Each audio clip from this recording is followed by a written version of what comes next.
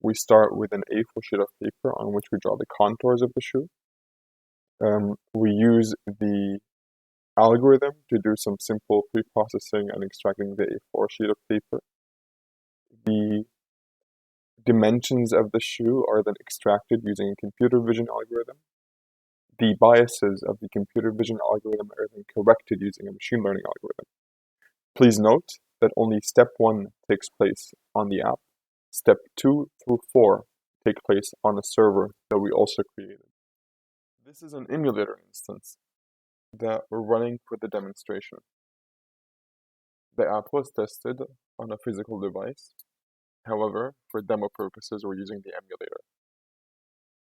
Now we will be taking an image using the camera, as shown, from the emulator environment, as you can see.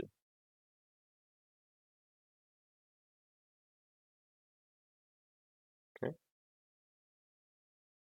This image is good enough. We accept the image, and it will now be displayed in the edge extraction or contour control page. The role of the user now is to control the contours such that the shoe remains complete and not chopped like this, while also making sure that the A4 sheet of paper is not touching too many other objects and is still clearly visible. For our purposes, this is good enough. Now the image will be sent to the server, and we will be getting some computer vision values back and the machine learning corrections.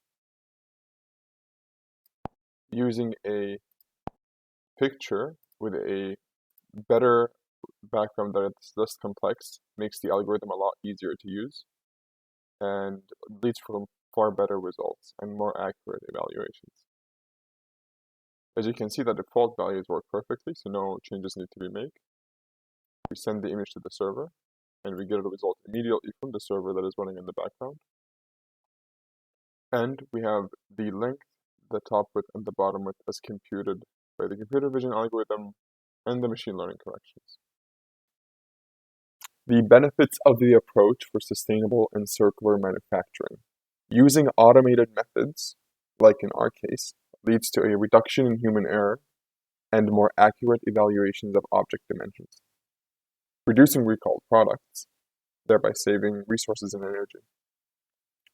This is done because we are using an app to measure the dimensions of the shoe automatically instead of relying on a human to do it, where many errors can occur. The custom nature of the designs and the reliance on additive manufacturing means that many recalled products can be recycled and used again.